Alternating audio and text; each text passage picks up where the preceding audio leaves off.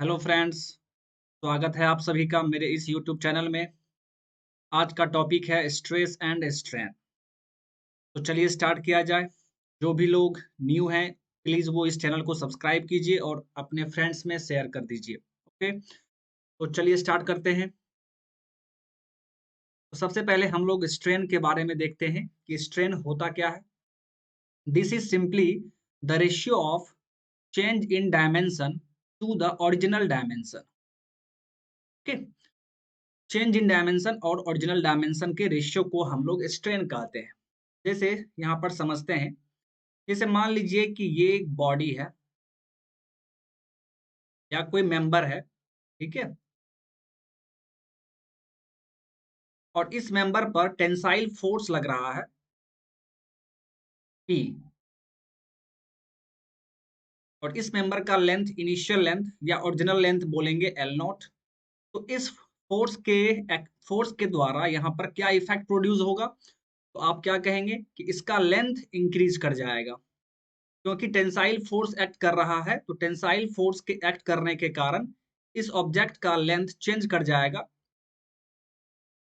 और डायमीटर क्या होगा, डायमीटर भी यहाँ पर चेंज हो जाएगा।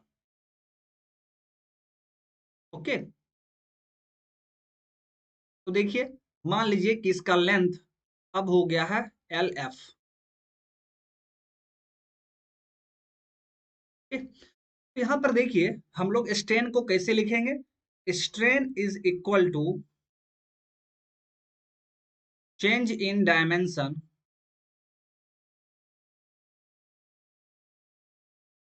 Divide by original dimension.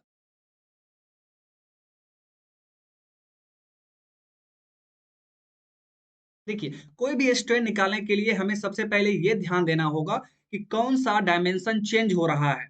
यहाँ पर आप देखिए लेंथ चेंज हो रहा है और डायमीटर भी चेंज हो रहा है, ठीक है। तो सब यदि आपको यहाँ पर बोल दिया जाए कि लॉन्गिट्यूडनल स्ट्रेन बताओ, लॉन्गिट्यूडनल स्ट्रेन या आप इसे लीनियर स्ट्रेन भी कहेंगे, और स्ट्रेन को हम लोग सिंपली एप्सिलॉन से डिनोट करते हैं, तो ये क्या हो जाएगा। तो चेंज इन डायमेंशन, तो यहाँ पर डायमेंशन कौन सा चेंज हो रहा है, लीनियर डायरेक्शन में आप देख रहे हैं कि लेंथ चेंज हो रहा है। यानी चेंज इन डायमेंशन के जगह पर आप क्या लिखेंगे, change in length, change in length divide by original dimension, that means original length, original length. यानी यहां से आप स्ट्रेन को निकाल सकते हैं। तो change in length final minus initial length या original length divide by original. तो इस तरीके से हम लोग स्ट्रेन को कैलकुलेट करते हैं। फिर यहाँ पर देखिए चूंकि आप देख रहे हैं कि इसके न्यूमरेटर में भी लेंथ है एंड डिनोमिनेटर में भी लेंथ है, तो इसका कोई भी यूनिट नहीं होगा। दोनों लेंथ का यूनिट है तो कैंसल आउट हो जाएगा, that means strain has no units. Okay, तो चलिए, तो इस तरह हम लोग स्ट्रेन निकालते हैं। अब यहाँ पर देखिए यदि आपसे कभी वॉल्यूमेट्रिक स्ट्रेन बोला जाए कि निकालिए वॉल्यूमेट्रिक स्ट्रेन, तो इसे आप एप्सिलॉन भी से डिनोट करेंगे। चूंकि ये वॉल्यूमेट्रिक स्ट्रेन है तो हम लोग कैसे निकालेंगे, तो स्ट्रेन का बेसिक फॉर्मूला क्या होता है, change in dimension divide by original dimension. तो वॉल्यूमेट्रिक स्ट्रेन यहाँ पर क्या हो जाएगा, आप लिखेंगे चेंज इन वॉल्यूम। कौन सा डायमेंशन चेंज हो रहा है, तो यहाँ पर वॉल्यूम चेंज हो रहा है, हमें वॉल्यूमेट्रिक स्ट्रेन निकालना है। That means change in volume divide by original volume.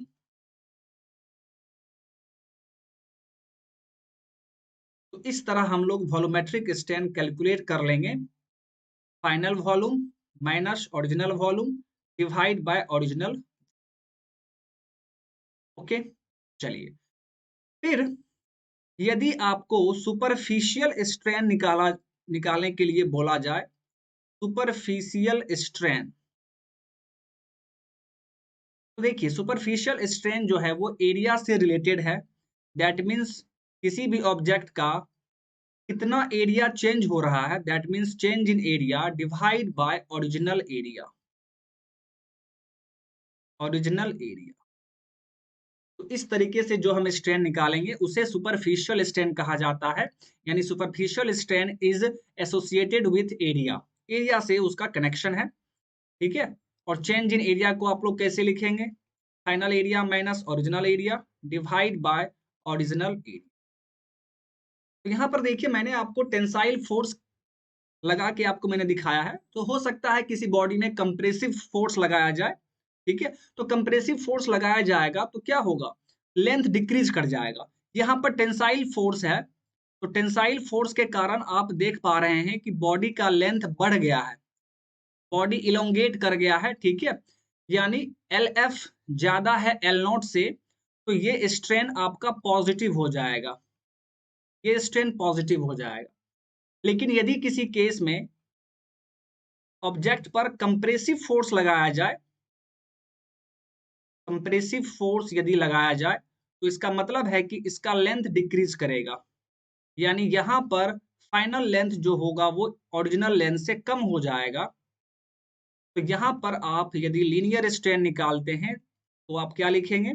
L F minus L not divide by L not, और ये वैल्यू आपका निगेटिव हो जाएगा, ये वैल्यू आपका निगेटिव हो जाएगा। तो ये था my dear friend strain. I hope कि आपको स्ट्रेन समझ में आ गया होगा। ओके, चलिए अब इसके आगे मूव करते हैं। अब हम लोग यहाँ पर बात करते हैं स्ट्रेस के बारे में, ठीक है। चलिए देखिए स्ट्रेस क्या होता है।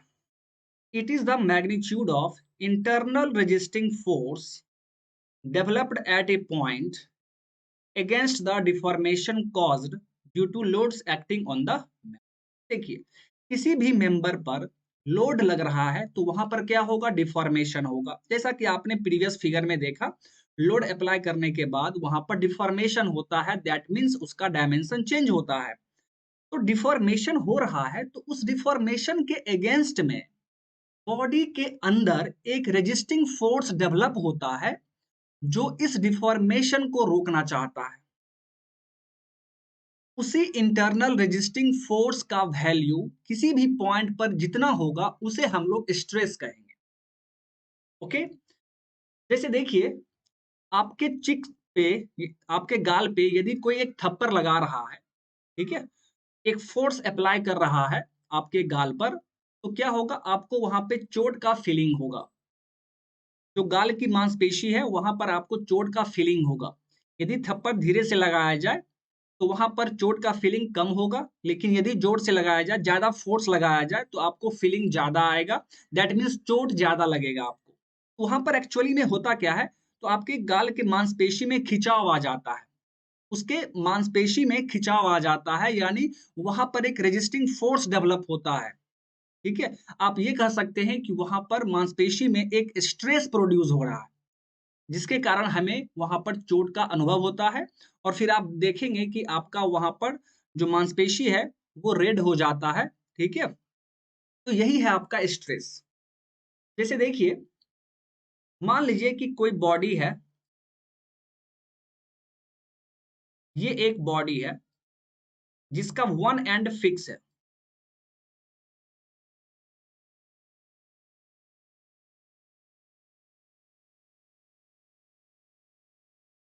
देखिए फिर से देखते हैं, ये हमारा कोई ऑब्जेक्ट है और इसका वन एंड फिक्स है, और हमने यहाँ पर एक टेंसाइल फोर्स अप्लाई कर दिया। तो जैसा कि आप जानते हैं कि इस टेंसाइल फोर्स अप्लाई करने के कारण यहाँ पर क्या होगा? इसका लेंथ चेंज होगा, लेंथ चेंज होगा, दैट मीन्स यहाँ पर डिफॉर्मेशन होगा। उसे ही हम लोग डिफॉर्मेशन कहते हैं, बॉडी डिफॉर्म हो गया है, यानी हमें यहाँ पर डिफॉर्मेशन मिलेगा। तो जैसे ही बॉडी डिफॉर्म हो रहा है, इसका लेंथ चेंज कर रहा है, तो बॉडी भी तो कुछ रिस्पॉन्स करेगा इस फोर्स के अगेंस्ट में, बॉडी का भी कुछ अपना रिस्पॉन्स होगा। यानी बॉडी के अंदर एक रेजिस्टिंग फोर्स डेवलप करता है, उसे ही हम लोग स्ट्रेस कहते हैं। तो देखिए रेजिस्टिंग फोर्स किस तरह डेवलप करता है, इस चीज को थोड़ा समझ लीजिए। तो देखिए बॉडी के अंदर कोई भी क्रॉस सेक्शन ले लीजिए, मान लीजिए कि यही क्रॉस सेक्शन है, ठीक है। मैं बॉडी के अंदर की बात कर रहा हूं यहाँ पर। तो देखिए आप क्रॉस सेक्शन यहां पर दिखा दीजिए, this is the cross section. तो इस एक्सटर्नल फोर्स के कारण बॉडी के अंदर एक रेजिस्टिंग फोर्स डेवलप होगा। अब आप सोचिए, रेजिस्टिंग फोर्स है जो इसे रेजिस्ट करेगा, दैट मीन्स उसका डायरेक्शन इस फोर्स के डायरेक्शन के अपोजिट होना चाहिए। तो यहां पर क्या होता है, इस P के बराबर यहां पर एक इंटरनल रेजिस्टिंग फोर्स डेवलप होगा F। ओके, F डेवलप होगा एंड हर एक पॉइंट पर my dear friend delta F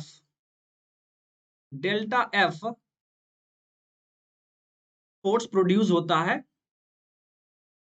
internal resisting force developed at a point है ये, ठीक है।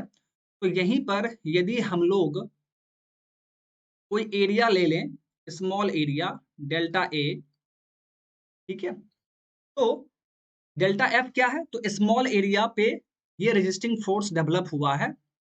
तो यहां से हम लोग क्या करेंगे, यानी इस डेल्टा एफ का जो वैल्यू है किसी भी पॉइंट पे, ठीक है, तो हम इसे निकालेंगे इस तरह, स्ट्रेस को सिग्मा से डिनोट करते हैं। यानी आप यहां पर क्या लिखेंगे, limit delta A tends to 0 delta F divide by delta A. क्योंकि डेल्टा ए एरिया पर, स्मॉल एरिया पर फोर्स डेल्टा एफ काम कर रहा है, और डेल्टा ए जब टेंड्स टू 0 हो जाएगा दैट मीन्स वो पॉइंट हो गया। यानी किसी पॉइंट पे जो रेजिस्टिंग फोर्स डेवलप होगा उसे ही हम लोग स्ट्रेस कहते हैं। तो यहां से आप सिंपली लिख सकते हैं sigma is equal to d f divide by d a, और फिर हम लोग यहां से इंटीग्रेट करेंगे तो हमें मिल जाएगा sigma is equal to F by A, और फिर क्योंकि एफ पी के बराबर होगा तो पी बाय ए आप लिख सकते हैं stress is equal to P by A. तो यहां पर फिर से समझ लीजिए, तो एफ क्या है, एफ है total internal resisting force developed at a point. तो आपने स्ट्रेस को कैसे लिखा, एफ बाय ए, ठीक है।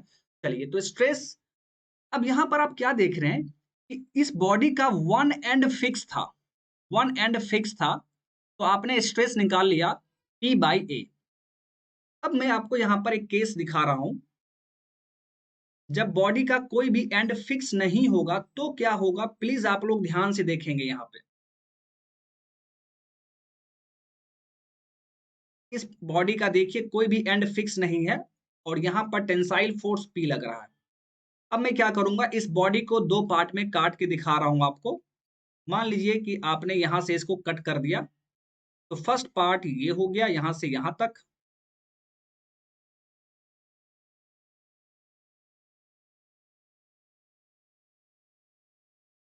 और सेकेंड पार्ट यहां से यहां तक हो गया, सेकेंड पार्ट यहां से यहां तक। अब देखिए, यहां पर P एक्ट कर रहा है, यहां पर भी एक्सटर्नल फोर्स P एक्ट कर रहा है। लेकिन अब क्या होगा, यहां पर देखिए, यहां पर हर एक पॉइंट पर क्या काम करेगा जी, हर एक पॉइंट पर स्ट्रेस काम करेगा, हर एक पॉइंट पर स्ट्रेस काम करेगा, और फिर बीच में आपका F काम करेगा जो कि टोटल इंटरनल रेजिस्टिंग फोर्स है, और ये P के बराबर यहां पर काम करेगा F। फिर वही चीज यहां पर भी देखिए होगा, हर एक पॉइंट पर स्ट्रेस काम करेगा, और फिर यहां पर F भी काम करेगा। अब आप खुद देख लीजिए आखिर यहां पर क्या हो रहा है। जब आपने इसको दो पार्ट में बांट दिया, तो इस फर्स्ट पार्ट में आप देख रहे हैं कि टोटल इंटरनल रेजिस्टिंग फोर्स इस डायरेक्शन में काम कर रहा है, एंड सेकेंड पार्ट में आप क्या देख रहे हैं, टोटल रेजिस्टिंग फोर्स इस डायरेक्शन में काम कर रहा है, और दोनों ही F है। तो ये दोनों F एक दूसरे को क्या करेगा, कैंसल आउट कर देगा। ये दोनों F एक दूसरे को कैंसल आउट कर देगा, दैट मीन्स यहां पर नेट रेजिस्टिंग फोर्स जीरो हो जाएगा माय डियर फ्रेंड। इस केस में नेट रेजिस्टिंग फोर्स जीरो हो जाएगा। तो आप क्या बोलेंगे, तो स्ट्रेस का यहां पर कोई भी वैल्यू नहीं होगा, स्ट्रेस यहां पर डेवलप नहीं हो पाएगा माय डियर फ्रेंड, क्योंकि स्ट्रेस किसके बराबर है, स्ट्रेस रेजिस्टिंग फोर्स के बराबर होता है। कितना रेजिस्टिंग फोर्स डेवलप हुआ है किसी पॉइंट पर उसे ही स्ट्रेस कहते हैं, और यहां पर तो रेजिस्टिंग फोर्स डेवलप ही नहीं हो पा रहा है, दोनों कैंसल आउट हो गया, तो स्ट्रेस यहां पर जीरो होगा। तो कंक्लूजन क्या है, यदि कोई बॉडी फ्री है, ठीक है, फ्रीली एक्सपैंड कर रहा है, दैट मीन्स ना तो वो पार्शियली रेस्ट्रिक्टेड है और ना ही कंप्लीटली रेस्ट्रिक्टेड है, तो वहां पर स्ट्रेस जीरो हो जाएगा। फर्स्ट फिगर में देखिए, आप इसे क्या कहेंगे, पार्शियली रेस्ट्रिक्टेड कहेंगे। This is the case of partially restricted. Completely आप कब बोलेंगे, जब इसका दोनों एंड फिक्स हो जाएगा तो उसे हम लोग बोलेंगे कंप्लीटली रेस्ट्रिक्टेड। तो स्ट्रेस तभी डेवलप होगा जब बॉडी या मेंबर या तो पार्शियली या तो कंप्लीटली रेस्ट्रिक्ट होगा। यदि बॉडी रेस्ट्रिक्ट नहीं है, या तो पार्शियली या तो कंप्लीटली, तो वहां पर कोई भी स्ट्रेस इंड्यूस्ड नहीं होगा। इस चीज को आपको ध्यान में रखना है। तो stress developed will be zero will be zero if the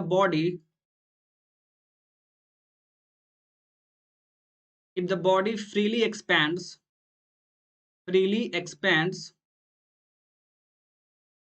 या आप ऐसे भी कह सकते हैं not partially restricted, not partially या कंप्लीटली भी बोल सकते हैं, नॉट पार्शियली और कंप्लीटली रेस्ट्रिक्टेड।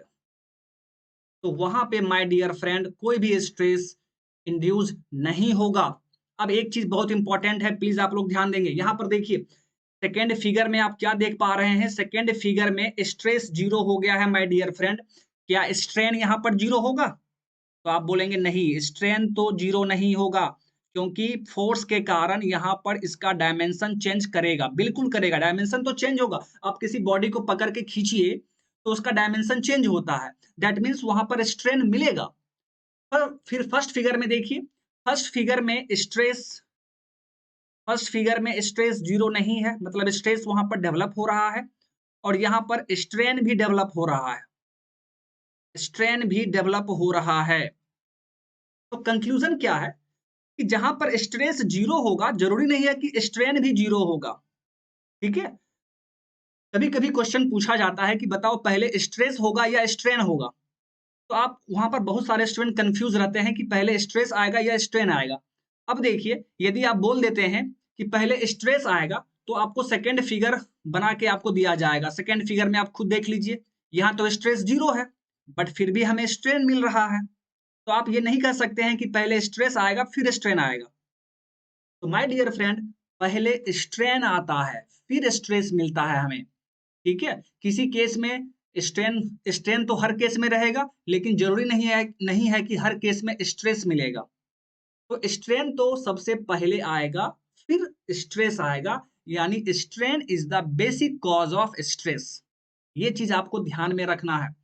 फर्स्ट फिगर में देखिए स्ट्रेन हमें मिल रहा है, फिर हमें स्ट्रेस भी मिल रहा है, लेकिन सेकेंड फिगर में स्ट्रेन मिल रहा है बट स्ट्रेस नहीं मिल रहा है। तो पहले तो स्ट्रेन आया ना जी, स्ट्रेन तो यहाँ पर मिल रहा है ना, लेकिन स्ट्रेस कहाँ मिल रहा है, यानी स्ट्रेस पहले नहीं आता है, पहले स्ट्रेन आता है। सो माय डियर फ्रेंड, एक बहुत ही इंपॉर्टेंट पॉइंट मैं लिखने जा रहा हूं, आप ध्यान रखेंगे।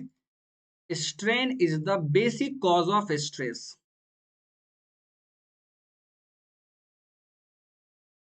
Basic cause of stress,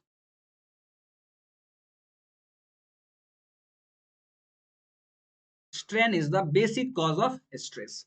okay, तो ये था माय डियर फ्रेंड स्ट्रेस के बारे में कुछ बेसिक कॉन्सेप्ट। ठीक है, स्ट्रेस का फॉर्मूला आपने देखा, E बाय ए होता है फोर्स बाय एरिया। तो फिर आप यहाँ पर सोच रहे होंगे कि प्रेशर का भी तो यही फॉर्मूला होता है, फोर्स बाय एरिया। तो फिर स्ट्रेस और प्रेशर में क्या सिमिलरिटी है, ठीक है, या क्या इसमें डिफरेंस है? तो ये चीज हम लोग नेक्स्ट वीडियो में बात करेंगे कि प्रेशर और स्ट्रेस में क्या अंतर है। ठीक है, तो आई होप कि आपको स्ट्रेस एंड स्ट्रेन बिल्कुल क्लियर हो गया होगा। स्ट्रेस के बारे में बस इतना समझना है कि किसी बॉडी पर जो एक्सटर्नल लोड काम करता है, तो उसके अगेंस्ट में बॉडी के अंदर एक रेजिस्टिंग फोर्स डेवलप होता है जो कि डिफॉर्मेशन को रोकना चाहता है। उसी रेजिस्टिंग फोर्स का वैल्यू किसी पॉइंट पर जितना होगा उसे हम लोग स्ट्रेस कहते हैं। ओके, तो चलिए my dear friend, I hope कि आपका कॉन्सेप्ट क्लियर हो गया होगा स्ट्रेस एंड स्ट्रेन का। तो इस वीडियो में हम लोग बस इतना ही रखते हैं, फिर नेक्स्ट वीडियो में हम लोग इसके आगे कोई नेक्स्ट कॉन्सेप्ट देखेंगे। ओके, तो चलिए थैंक यू, बाय बाय।